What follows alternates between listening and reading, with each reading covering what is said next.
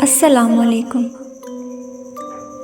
زندگی میں کچھ واقعات ایسے ہوتے ہیں جو بظاہر معمولی لگتے ہیں، لیکن وقت گزرنے کے ساتھ ساتھ ان کی حقیقت سامنے آتی ہے اور وہ یادیں ایک بھیانک خواب بن جاتی ہیں۔ آج میں آپ کو ایک ایسی ہی کہانی سنانے جا رہی ہوں جس کا تعلق ایک عام سی بلی سے تھا، مگر اس بلی کے ساتھ جو کچھ ہوا وہ کبھی بھلایا نہیں جا سکتا۔ یہ کہانی میرے ایک دوست کے ساتھ پیش آئی تھی، اور جب میں نے یہ سنا تو میری روح تک لرز گئی۔ یہ بات تب کی ہے جب میرا دوست عارف ایک نئے گھر میں شفٹ ہوا تھا۔ گھر کافی پرانا تھا، مگر اس کی تعمیر بہت خوبصورت تھی۔ عارف کو اس گھر میں رہتے ہوئے کچھ دن ہی ہوئے تھے کہ اسے ایک بلی نظر آئی۔ وہ بلی سیاہ رنگ کی تھی، آنکھیں ایسی چمکدار جیسے اندھیرے میں دو سرخ چراغ جل رہے ہوں۔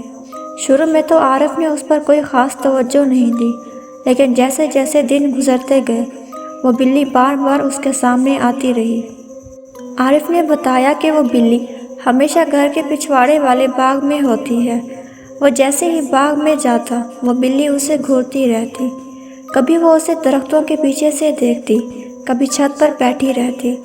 بظاہر تو یہ ایک عام بلی تھی، لیکن اس کی آنکھوں میں کچھ عجیب تھا، جیسے وہ صرف بلی نہ ہو بلکہ کوئی اور مخلوق ہو۔ ایک دن عارف نے فیصلہ کیا کہ وہ اس بلی کو اپنے قریب لائے گا۔ وہ کچھ دودھ لے کر باہر گیا اور بلی کو بلانے لگا۔ بلی آہستہ آہستہ اس کے قریب آئی، لیکن جب وہ دودھ پینے لگی تو عارف کو محسوس ہوا کہ اس کا جسم عجیب طریقے سے کانپ رہا ہے۔ اس کی آنکھیں اور زیادہ سرخ ہو گئیں اور وہ ایک لمحے کے لیے عارف کو گھورتی رہی۔ عارف کو دل میں ایک عجیب سی گھبراہٹ محسوس ہوئی، لیکن اس نے اسے نظر انداز کر دیا۔ اس رات عارف کو خواب میں وہی بلی نظر آئی۔ وہ خواب بہت خوفناک تھا۔ عارف نے دیکھا کہ وہ بلی اس کے بستر کے پاس بیٹھی ہے اور دھیرے دھیرے اس کے قریب آ رہی ہے۔ جیسے ہی وہ بلی اس کے چہرے کے قریب پہنچی، اس نے ایک بھیانک شکل اختیار کر لی۔ بلی کے دانت لمبے اور نوکیلے ہو گئے اور اس کی آنکھوں میں خون کی لکیریں تھیں۔ عارف نے چیخ ماری اور نیند سے جاگ گیا۔ اگلی صبح عارف نے یہ خواب کسی کو نہیں بتایا، لیکن وہ بلی اب بھی اس کے گھر کے ارد گرد گھومتی رہی۔ وہ جہاں بھی جاتا بلی اس کا پیچھا کرتی۔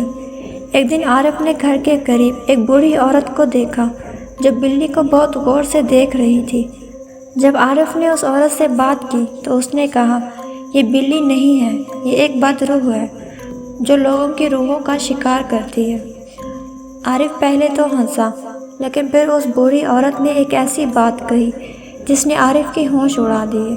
اس نے کہا کہ یہ بلی اس گھر میں تب سے ہے جب سے اس کے پچھلے مالک نے اپنی جان دی تھی۔ وہ شخص بھی اسی بلی کا شکار ہوا تھا۔ عارف کو اب اس بات کی سنجیدگی کا احساس ہوا، لیکن یہ سب جاننے کے باوجود اس نے اس بلی سے نجات حاصل کرنے کی کوشش نہیں کی۔ ایک رات جب وہ سونے کے لیے لیٹا تو اسے دروازے کے نیچے سے عجیب سی خراشوں کی آوازیں آئیں، جیسے کوئی دروازہ کھولنے کی کوشش کر رہا ہو۔ عارف نے لائٹ جلائی اور جب دروازہ کھولا تو بلی سامنے کھڑی تھی۔ اس کی آنکھیں آگ کی طرح جل رہی تھی اور اس کے جسم سے ایک عجیب سی بدبو آ رہی تھی۔ عارف کو اب یقین ہو گیا تھا کہ یہ بلی عام بلی نہیں ہے۔ وہ فوراً گھر چھوڑنے کا سوچنے لگا، لیکن جیسے ہی وہ اپنے کمرے سے باہر نکلا بلی نے اس پر حملہ کر دیا۔ اس نے چیخیں ماری، لیکن بلی نے اسے نہیں چھوڑا۔ اس کے دانت عارف کے جسم میں دھنس گئے اور اس کی آنکھیں اتنی خوفناک ہو گئی کہ عارف کی روح تک کانپ اٹھی۔ آخرکار عارف نے ہمت کر کے بلی کو زور سے دور پھینک دیا اور بھاگ کر اپنے کمرے میں بند ہو گیا۔ وہ رات عارف کے لیے قیامت سے کم نہ تھی۔ صبح ہوتے ہی اس نے فوراً گھر چھوڑ دیا اور وہ بلی اسے دوبارہ کبھی نظر نہیں آئی۔ لیکن اس رات کے بعد عارف کی حالت خراب رہنے لگی۔ وہ اکثر عجیب و غریب خواب دیکھتا اور اس کی صحت دن بدن بگڑنے لگی۔ یہ بلی واقعی کیا تھی کوئی نہیں جانتا، لیکن جو کچھ عارف کے ساتھ ہوا وہ کسی بھیانک حقیقت سے کم نہیں تھا۔ ہم سمجھتے ہیں کہ بلیاں معصوم ہوتی ہیں، لیکن کچھ کہانیاں ہمیں یہ سوچنے پر مجبور کر دیتی ہیں کہ شاید دنیا میں کچھ ایسی مخلوقات بھی ہیں جنہیں ہم سمجھ نہیں پاتے۔ اس کہانی کو سنانے کا مقصد یہ ہے کہ کبھی کبھار جو کچھ ہمیں عام لگتا ہے وہ دراصل بہت غیر معمولی اور خوفناک بھی ہو سکتا ہے۔